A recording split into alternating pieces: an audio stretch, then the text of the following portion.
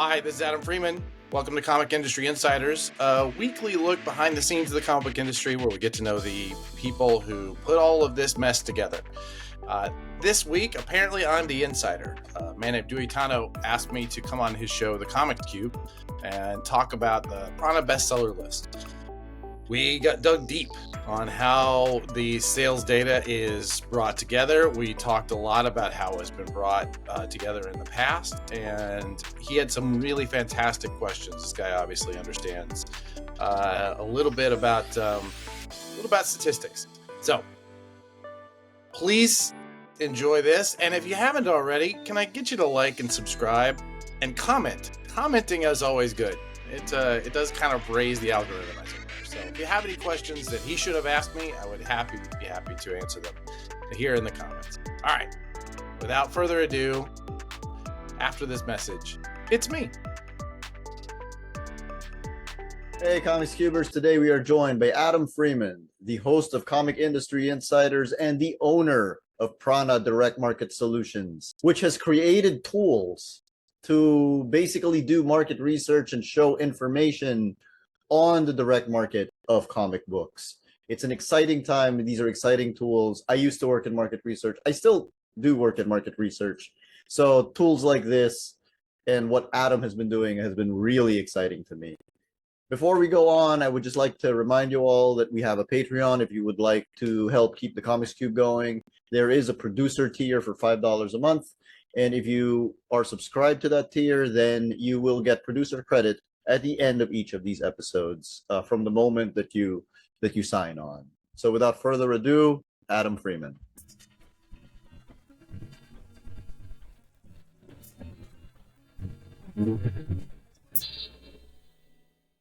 Welcome back to the Comics Cube, and I would like to welcome Mr. Adam Freeman. That is, hey. Adam is a play on words, like Atom Bomb and Atom Bomb. Yeah. That's right. That's right. Yeah, I started respelling my first name that way many years ago, and it's one of those things that in this business, stuff like that just sticks. So yes, I'm ATOM exclamation point, and every time you've ever seen my name, like in a masthead or something in a comic, it's always been that. So yeah, it's silly. That's pretty great. It's kind of like Elliot S exclamation point Magan. Yes. Exactly. Or in the comics world, one of the cartoonists who was one of the early organizers of San Diego Comic-Con is a man named Scott Shaw, who legally had his last name with an exclamation point. Yeah. You are the founder of Prana Direct Market Solutions. Would you like to? That's right. For those unfamiliar, would you like to tell our viewers? I mean, everybody knows what Prana. No, I'm kidding. Prana is it's a consulting and services mostly publishing services company that I founded 6 years ago. We work with a variety of different publishers and other people inside of the comic book industry.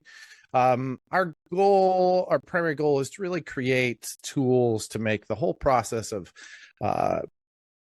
creating and building and publishing and soliciting and selling and all of the back end of making comics and providing them to the public, making all that a little bit easier.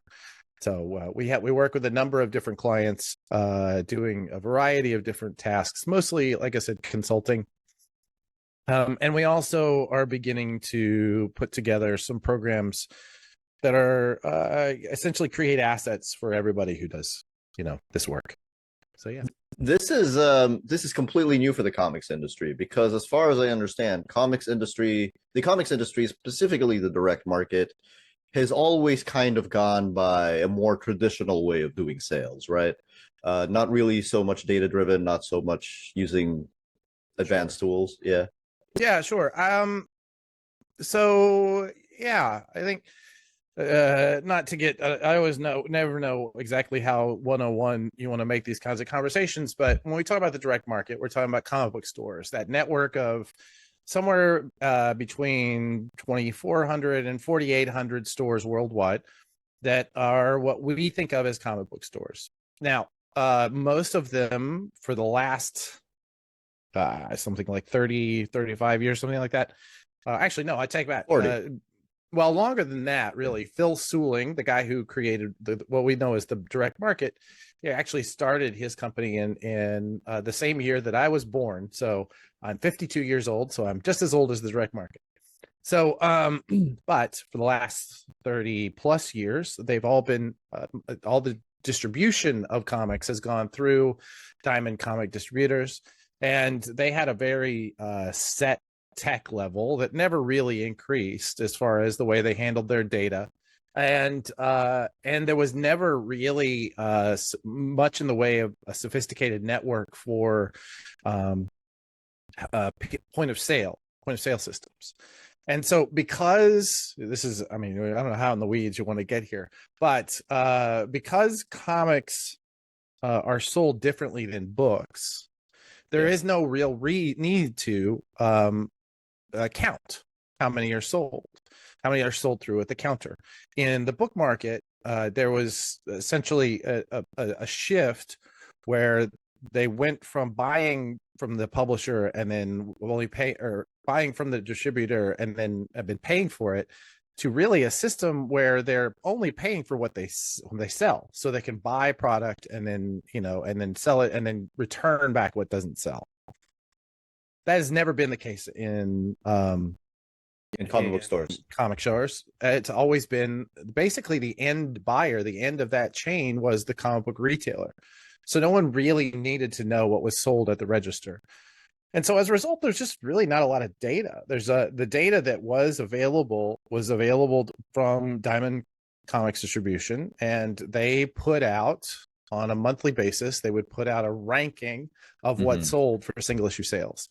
And that ranking was then used by a couple of different companies, namely Comicron and ICV2, they would then extrapolate based on what they knew into what they didn't know. And so they would use that diamond list. They had to essentially trust it and then just fill in the blanks, just based on kind of an algorithm that they ran every month. And it was never 100% accurate. Those of us in publishing, well, every time we would see it, we'd go, I guess it's close, but sometimes it would be way, way, way off. Yeah. And so one of the things when I founded Prana, one of the problems I wanted to tackle was that issue. And so through a lot of trial and error and relationships and tinkering, I think we're getting really, really close. There were so many flaws to using the ICV2, the diamond data. The main one of which you mentioned is the fact that at the very end of the day, all it really measures is pre-orders. It's not sell-through rate. That's correct. And I think that a lot of fans, when getting into the weeds of, oh, this comic is selling better than this comic that this comic that I love is selling better than this comic that I didn't love. That's something that just is not taken into account at all. I'll point to the fact that in 2008 there was a recession, and I think a lot of people were like, oh, this specific title, it now sells badly compared to a few years ago, except for the fact that all titles sold badly compared to before 2008. Right. And you can't even really say this title sold badly. I mean, Marvel can tell you what this title sold for them this month versus what it sold in this month in 2007. They can tell you that. They have that data. And arguably even Diamond has that data locked away in that kind of container that that Alliance Entertainment bought today. But oh, did that happen? I just woke up. Yeah. Oh gosh, yes, there was the auction happened today. I'm glad to tell you about this. Wow, I thought this was going to come up as a question. Yes, the auction happened actually yesterday and was finalized today. A company called Alliance Entertainment, who is a massive distribution company that sells video games and toys and all sorts of entertainment stuff. They're a publicly traded company, and they came in and spent a Well, this seems to be a lot of money on this. It seems to have been a big surprise to everybody how much money they spent. Anyway, yes, there's new owner. We can get into distribution if you'd like, or my understanding of distribution at the moment. But yes, nobody really knew for certain what those sales looked like, except for the publishers themselves, and they didn't really know in relation to each other. Yes. All they knew was that ranking that Diamond had. So. And that's common of every market. Like, for example, if you're talking about the FMCG market, you can tell where I used to work. If you're talking about the FMCG market, Unilever would know its sales, but it wouldn't know it in relation to Procter and Gamble, for example. Right. They would have to go to a third party for that, which is what you're trying to address here. Which is what we're trying to build.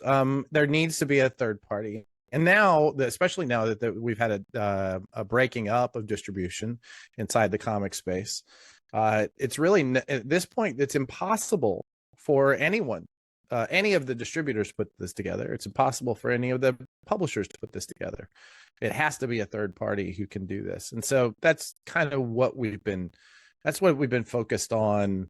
Well, focused on, I will say, is a loosely termed. This is what we've been attempting to do for a little while now. As a third party, what are the challenges of trying to aggregate that data for multiple distributors? It's a whole lot of business development, a whole lot of deal making. We have primarily our basis of everything that we've reported so far comes from an arrangement that we have with a company called Managed Comics. They are a POS system. Well, they're a services provider that sits on top of POS for like Shopify. And so they have access to back-end sales for all of their their retailers, which totals somewhere in the neighborhood of 230, 240 stores, where it keeps growing every month. And somewhere in the neighborhood of 30 to 40,000 individual consumers. We are also have a deal with comic shop assistants. We're bringing their data, their backend data in as well. They have another 40 to 50 stores.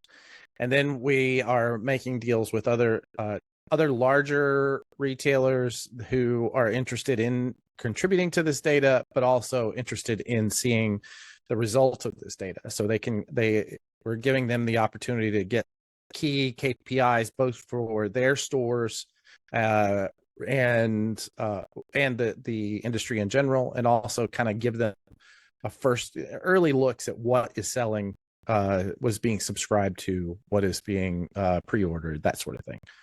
So we're working on those. Those were really step one. Step two was where we're in now, which is to work with the publishers themselves. And if we can get the publishers themselves to contribute data, then we will be able to begin to extrapolate out those lists that you saw that were never accurate, but at least they were the ICV2 and Comicron of estimated sales. And, our work will be not dissimilar to what Comicron and ICV2 were doing, but at least the publishers that are contributing will be accurate. So we'll be at least working from some basis of real information. Right. So what I'm assuming is that you take the point of sale data and then you kind of use the publisher data as a truth set. Would that be the case? Or Exactly. And they feed each other. We're never going to get there's a company inside of one of the companies that you talked about, the third parties that will handle the kind of the sales data you're talking about is they're called Circana now. They've been called the NPD Group, and most people know them as BookScan. Right. They run this kind of program with the point of sale data from bookstores, book market bookstores, and they weren't. My understanding, I've been told, is that they weren't really considered to be a resource until they had 85% of the market. I don't know if it's going to even be possible to get 85% of direct market POS systems. So our goal is to get coverage of that 85% from both directions. So we have the POS data and we have the publisher data. We'll never get 100% of both, but hopefully we'll get a strong enough mesh that we'll be able to be certain about what we're seeing. I would think it's fairly easy to get 85% of bookstore data because, the big chains probably get you a really long way, but comic book stores are Exactly. small businesses. They are small businesses, and in the bookstores, it became easier when the big chain stores were not even having to pay. Excuse me. They were not even having to pay for the books that they were ordering in, and then essentially getting credit back. They just weren't even paying for the books until it was sold at the POS. So that was what was based on how they were actually buying the product. That is not the case in comic shops. Mm-hmm. Mm-hmm. But and it's made further complicated because while the majority of how do I put this? It's easy to say that the majority of comics retailer stores now have POS systems, right? Right. We believe that is the case. We don't really know that 100%, but someday we might get a little closer to that understanding. It's easy to say that the majority of them do have some sort of POS system. But by one account, I heard that there are 14 different systems that are being used inside of our world. Now, the most common one is something called Comic Suite that Diamond put together, Mm-hmm. and it's just not great software. It was built, and it really was not maintained, and it was really kind of sloppily dealt with. And so as a result, it's not great data. I will say that I've heard from many stores who move over to new systems who just say, just throw it out. I've got 10 years worth of data in there and I don't even care. I don't trust any of it. And so that's the majority of them is there that we're at this point. Will we ever be able to capture that? I have my doubts, but we'll keep tinkering with it. We'll keep trying. I have certain theories about how we could, but my guess is more that if we can build these relationships with the more modern software as a service models, that we'll be able to better maintain better data, and eventually they will permeate. Like they will get a larger and larger chunk of that market. You talked about 14 different POS systems from which you get your data. So I need to ask, all of these can't possibly be in the same format? No. How much of time, what percentage of your time goes to data cleaning? Well, I don't do much data cleaning right now. Like I said, we're trying to get our data from more modern systems. At some point we may be able to do that, but what we're our next steps are to essentially create a uniform reporting format for the stores that are participating that are not on the systems that we have a deal with. The ones that we have a deal with, it's really simple. We ask for it in this format, and it goes in, and all of that we then crunch together. But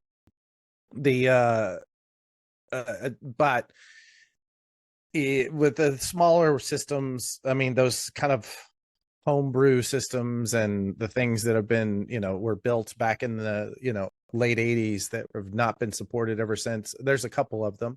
We're never going to be able to get good data out of them. But, I'm hopeful that those stores will either move over to something more modern, more helpful, more that will actually sell more product for them, or, go out of business. That'd be great. Just lower my percentage of coverage, of non-coverage. Yeah. One of the things that the solutions that you came up with, one of the metrics is the fan confidence rating. That's right. Which is a combination of subscriptions and pre-orders. So it's basically Right. How much money is this particular book going to bring in? How did you come up with that particular metric, and what was the work done to put that Well, together? so our primary goal in starting this project was not to give a horse race, right? Yeah. It was not to say this publisher's winning, this publisher's losing. Our primary goal is to create a tool that marketers and publishers can use to increase their sales, like to show them what's working and what's not working, and to give them, be able to pull historic data about what does and does not work. So part of the problem that we have is the actual POS point of sale. The point of sale itself is really problematic when you're dealing with single issue comics, just because people handle it in so many different ways. And because comic shops, there is no mass chain for comic shops. There is no one way that they all deal with that data. But if we look at subscriptions and pre-orders, those we have a very strong understanding of, because those are necessary for every retailer if they're going to accurately order the books, and they get really, really particular about how they handle that data. So we've had to we really recognize that this was going to be a key metric to begin with, and it's not just it's only our first metric, right? This is not where we're end all be all. But what it does for us, what it does for me as a marketer, is it tells me what's working. Yeah. If I am seeing early indicators that a book is being pre-ordered, it's being subscribed to, and this is months or even, weeks or even months ahead of the actual on sale date, then I know I'm doing my job, right? I'm getting the message out. Consumers are going into stores, are saying, I want this. Or the stores themselves are saying, I think this guy's going to want this, right? It's doing that job that is going to be the eventual indicator of actual success, which is the order from the retailer to the publisher. And so, but measuring that has always been difficult. How do you? I mean, that most of us have on speed dial the buyers of the biggest retailers, and we call them and say, hey, how are pre-orders looking? And then we come up with our own understanding and algorithm and trying to figure out, what does that mean? But that's rarely useful, and you can only bother them maybe once an order cycle. You can't really look at them on a regular basis.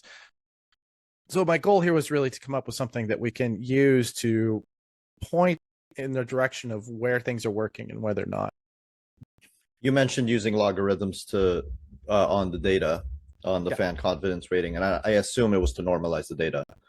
It was. Because we have so many different stores reporting, we had to come up with a formula to allow us to compare apples to apples from month to month. And so we logarithmically integrate that data in together in order to give us that sort of apples to apples comparison. And it also helps because when people start asking really specific details, I can go, well, I'm not the guy who does that. So because I didn't pass logarithms, but I do know how to ask it the questions that I want. So yeah, it's there to make sure that all of the stores are comparable, right? So it's not completely weighted by like Midtown, for example. Exactly. We can't we could say at the end of the day, the only thing that really counts is how many copies get sold, right? That's really all that really matters. Yeah. But in order to get there, we need to know how the population is handling this book. And the population we want to know relative to other books, how is it performing? And that's how we get there.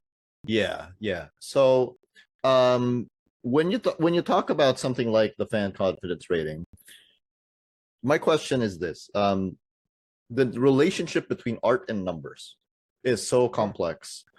Yeah. 100%. There's a couple of ways that comic book companies and marketers can go and retailers can go about this, which is they take a look at what works and they lean into what works, or they can take a look at what doesn't work and then decide, what, we need to push this more, we need to market this more, etc. Right. Do you have any thoughts, concerns, or what is the opposite of concerns? Enthusiasm for how they're going to approach it, like how they're going to use the data to change the way that they market, or maybe some concerns about how it might, for lack of a better word, hamper their creativity.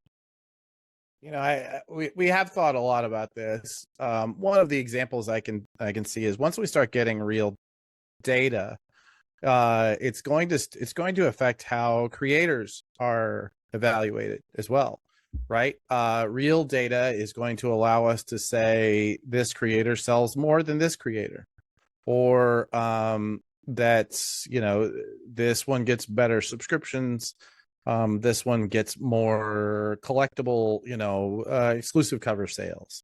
We're going to start being able to play that kind of money ball, right? That happens so much in sports.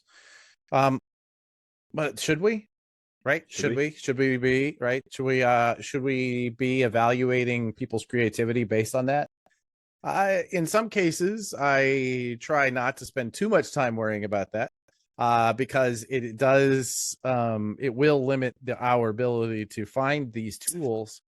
And I will say that, we're talking about art. If it was a science, like even if we were able to get it down to a place where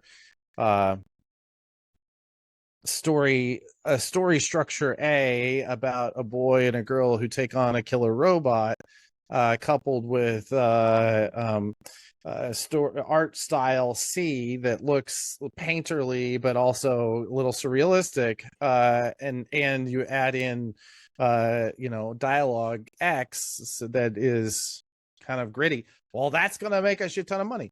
If it was that simple, there would be nothing but Hollywood hits, right?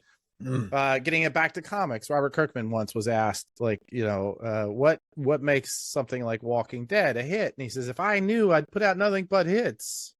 Why would I spend my time doing anything that wasn't The Walking Dead if I knew how to do that?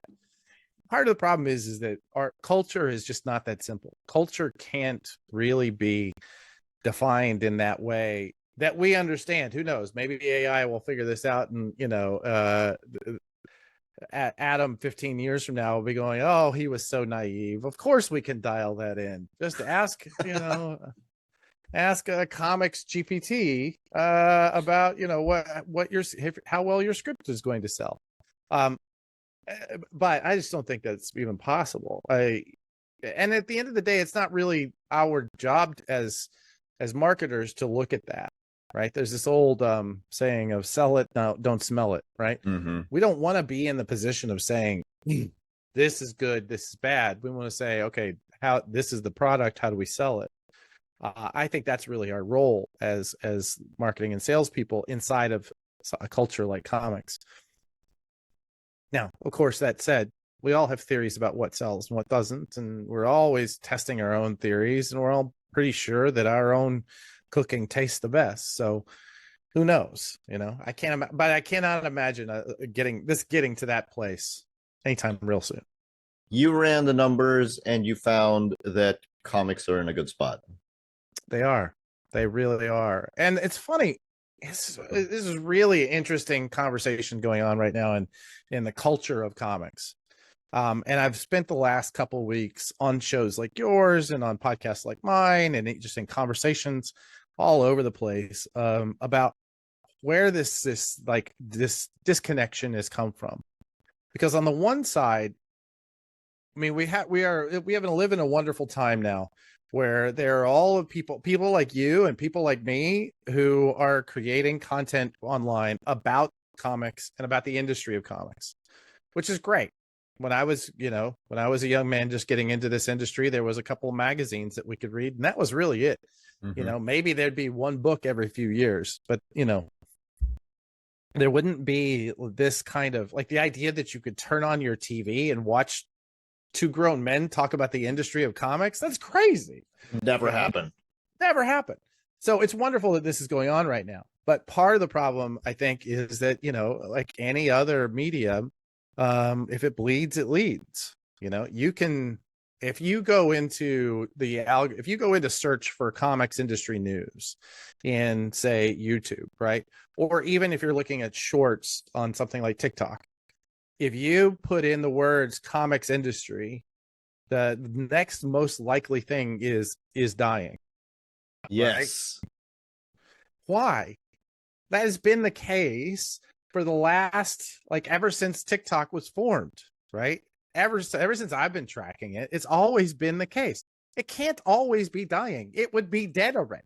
It's true. So that part of the problem is that kind of rhetoric does permeate anybody who wants clicks, anybody who wants traffic, anybody who wants attention. That's the kind of thing you need to be saying is, and you need to, like, you need to have the thing where, and the comics are dying coming at you.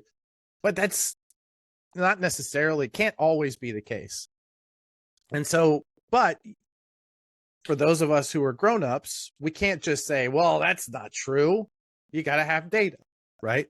And so one of the things that we look at is, well, one of the first things what I do is talk to the people who sell books. Right. I talk to comics retailers almost every day and have for, I don't know, 20 years or so. And I will tell you right now, nearly everyone I'm talking to is saying, I'm having a really great year. I'm having a really great year. I'm having the best year I've had since pre-COVID, right?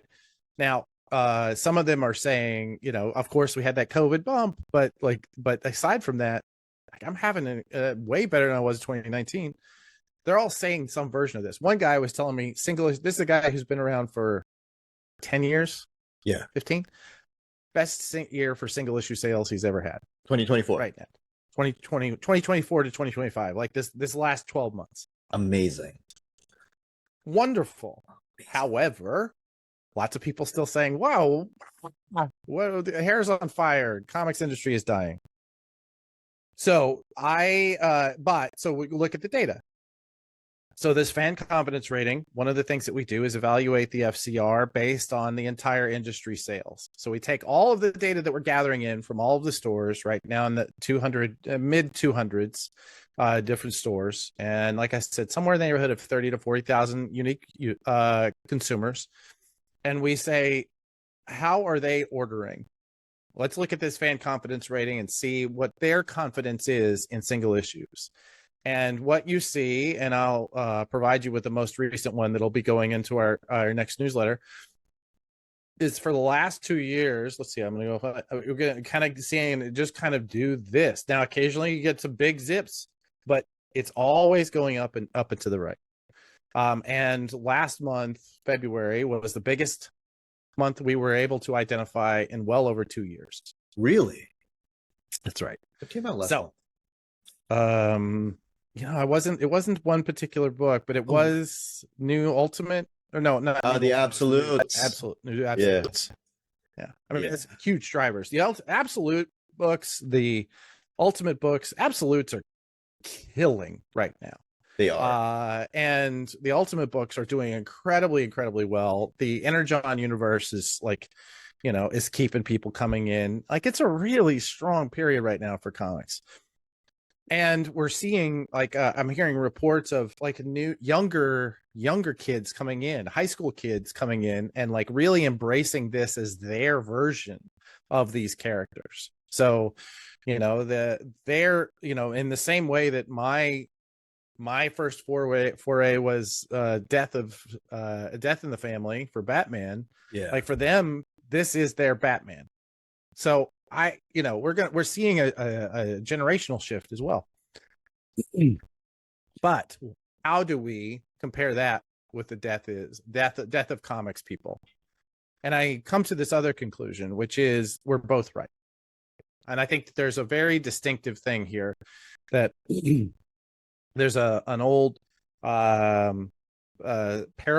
fable, story, whatever, about the four blind men and the elephant. Right, the four blind men are approaching the elephant from different sides, and one of them says, this animal is like a long rope with a tassel on the end, and someone says, that's impossible, because this animal is a column of muscle and bone and it's stone almost. And the third one says, are you fucking out of your mind? This animal is big floppy sails. It's like a sailboat. And then the final one says, you guys are all wrong, and I don't know why you're lying. This animal is like a snake, and it's got a weird hand thing at the end.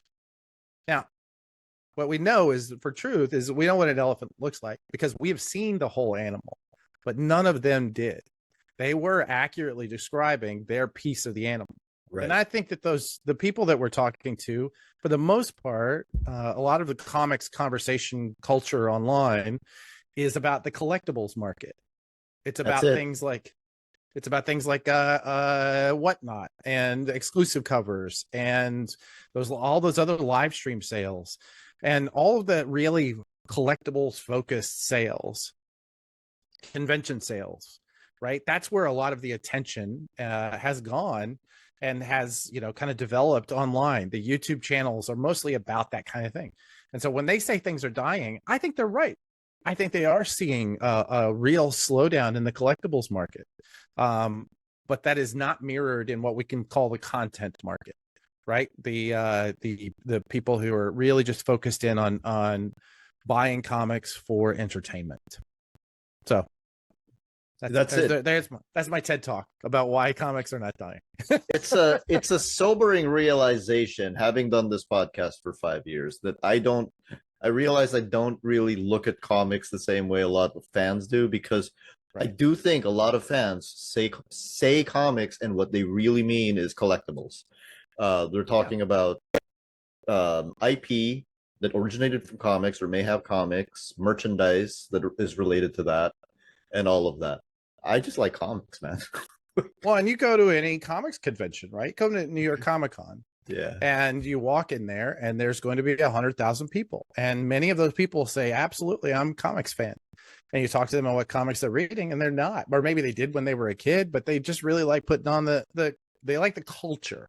Yeah. Right. They like the trappings, and they love bringing their kids to this thing that happens once a year. It's a circus. Absolutely. Why wouldn't you? Yeah. Yeah, exactly. And I don't want to take away from them. Let them be comics fans too. That's fine. You know who else is a comics fan? Somebody who opens webtoons every day. Absolutely. But never goes to a comic shop. You know who else is a comics fan? Somebody who buys Dogman from Barnes and Noble, but never goes into a comic shop, never looks at webtoons, never buys a collectible. Those people are also comics fans. My hot take is that everyone is a comics fan, because if you're scrolling through Instagram, you're scrolling through Facebook, and you see a comic, you are going to read it. It's more effort. It's more effort to skip it than to not read it. I mean, it's more effort to skip it than to read it, right? That's totally going into my my little TED talk about the elephant. That's great. Yeah. Of course, none of those are for sale, so so that's a different market as well. Oh, it's all for sale, buddy. It's just that you're the one being sold. That's what it is. That's depressing. Yeah. Welcome to the world. Yeah. What else are you looking to do to kind of innovate within the direct market? I've always got a bunch of irons in the fire. I'm trying to think of what it is that we can talk about. Of course, as with anybody who innovates or tries new things, I don't want to say I innovate anything. I mostly just put together ideas from outside and see if they stick here. I just think that there need to be better tools for small publishers. I think that one of the really brilliant things about comics, about selling comics into the direct market specifically, right, is that you can build an entertainment brand here for not a lot of money. Now, a lot of people really feel like they should be able to make a profit here, and they absolutely should, and some people do, but for the most part, it's really difficult to make any money here. It is really cheap, though, to build a brand here. And you can do that, and you can use the sales that you get here in order to create new intellectual property, to create new IP, and then sell that elsewhere, or just give yourself proof of concept that this idea of yours works. Right.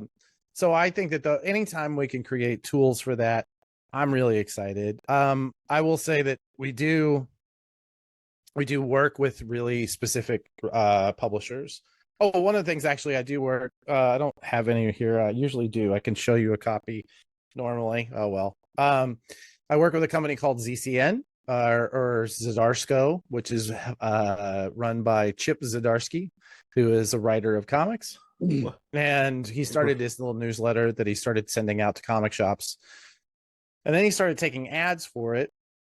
and he found me because he needed a business manager. And so one of the things I do is I sell ads for ZCN, which is this little pamphlet magazine size thing that comes, not that magazine, it's really comic size, but it goes out 16 pages, goes into comic shops every month, and has features on selling comics. Right, it features on comics themselves. Now, a lot of them have to do with Chip's comics because it's his magazine. It's got his name on it, but friends of his. But it goes into stores. It's free for consumers generally. It's very cheap for retailers. It's like a dime a piece for retailers. And really, we're just trying to create a tool that will sell comics in comic shops. We have that coming out monthly, and I'm sure there's a new issue on sale somewhere near you. We also are working with a company called Recca Publishing or Recca Comics. Recca is the publishing arm of a cybersecurity company called Black Hills Information Security, and these people actually. It's strange, but they break into buildings for a living. Like they're called penetration testers. So they will find ways into your security system before the hackers do, and teach you how to fill those holes. Multi-million-dollar company that decided to start making comics that were actually accurate for hacking in this day and age, but also set in the future. So it's this really incredible story about these what are known as white hat hackers, so ethical hackers in the future who are trying to save the universe from people who are really trying to take it down. And it's a heist movie every month, right? It's essentially every single. And so we have a series that's starting in May, written by Fred Van Lente, illustrated by Ennio Buffi and a bunch of other artists that we have on the interiors. And like we have an incredible roster of cover artists that's starting with Jay Lee and Matt Hollingsworth and I don't know. We have Mike Allred. We have Paul Pope. We have an incredible lineup of cover artists. So that's coming to shops in May. And then cool. I do a couple different things for Prana. Content-wise, we have a podcast called Comic Industry Insiders, where I get to talk to people behind the scenes of the comic book industry and learn from them and kind of learn about them and who they are as people, but also what drives them and what makes what they do in comics work. And the goal is to try and learn something for your business or career in comics. We post that every month, actually every week, every Tuesday, excuse me, both on YouTube and in wherever your finer podcasts are found. And I also do we're just starting a weekly newsletter called The Bullet, where I essentially just kind of run down what are the highlights of that week in the comics industry, and I share the pre-order data that we're just talking about, the FCR data. You share that for free? I do a version of it. There's a lot more data you can get if you participate and or pay. If you're a client and or you participate in the data mining collection. So spoken like a true biz dev person. Listen, man, I would do the same thing. I live in Brooklyn. You got to pay rent somehow. I know. You know what I'm saying? I do in fact do the same thing. But here's my last question. Sure. You mentioned controlling for the size of retailers in the data. Is there anything else you control for? Like, for example, publisher size, characters, maybe? Because I'm assuming characters are a huge driver. Yeah, we haven't really dug deep into that yet. That analysis is there. I will say that, we're building a pretty massive data set. Yeah. And as you know, one of the real challenges when you have this kind of database is, what do you ask it? Right? Yeah. Because you can dig in and you can ask it different questions in different ways, on an almost infinite amount. So it really is about, like, what are the things that are interesting? We haven't really dug into yet, like what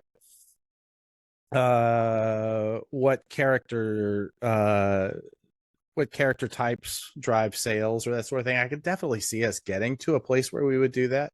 But you know, for now, it's really just been the real basics of, you know, this is how this one's performing, and this is what they did, right? That's really been the most of what we're doing. But I have every confidence that eventually we're going to get to a place where we have, you know, intense dashboards where you can ask, you know, you can be looking up how everything is performing in lots of different ways. How much more would my sales go up if I put Batman in here? Yes, exactly. I have zero problem believing that at some point we're going to have a Batman. Actually, you know what's funny is that going back, the Diamond data that we were talking about, that list was originally, the conceit of that original list was that it was designed for retailers. And it was designed for a retailer who was just beginning to order comics but didn't know how. Mm-hmm. So they created this list, and they essentially gave you a percentage of plus or minus Batman. So the idea was, if you know how many copies of Batman you're going to order that month, you can just plug that in, and then you just order everything else. Now, any retailer who did this immediately lost money in their first month because they were just way overstocked on too much. But yeah, it was the Batman algorithm is always going to be with us. That's for sure. The Batman index. To close us off, would you like to talk about the new metric, the retailer confidence rating? That is coming. I will tell you, our future plans are, we started with the fan confidence rating.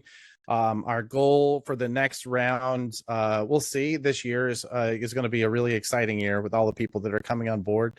My goal is to be able to do next is the retailer confidence rating, meaning here's what the fans ordered. Now here's what retailers ordered on top of that, right? So how am I communicating as a publisher? How am I communicating to that retailer? And then the goal is to get into sell through, right? So we're talking about sell in, right? Meaning we're selling to the stores, and then sell through, what sells to the consumers. So we know what they pre-ordered. We know what the retailers took a bet on after that. So how did that pan out when we actually went through the register? We're going to have much better data sets in order to get to a place where I'm really confident about sell through. I know this because I've worked with another POS company that we felt confident that we knew what we were doing. We did not know what we were doing. There was just not enough data there. You have to really have quite a bit before you can get to that place. But I have every confidence that we will, because this is kind of building like a snowball. So yeah. Awesome. Thank you, Adam. Thank you. Good luck. Really wonderful. This has been great. I'm so glad to talk about data. Listen, anytime a comic book nerd who's actually a data nerd gets to talk about the data of comics, oh man, you should just, it's the best day. I've been waiting for something like this for a long time. So well, we built it just for you. It's coming. Oh, thank you. I can't wait to come back on, and we can talk about what the next wave of data is going to look like, when that becomes available. That'll be fun. Thanks so much, Adam. Take care. Hi again.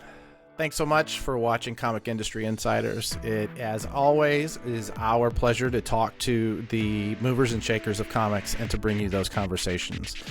We'd love it if you'd support us with a like and subscribe, and telling your friends is always good, but really what we'd want to do is hear from you.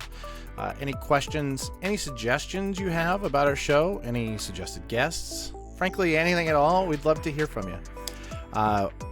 Our producer is nearly always Stephanie Gerk, and our researcher is Anthony Militano, who makes me look much smarter than I am. All right, guys. Thanks so much. Namaste, y'all.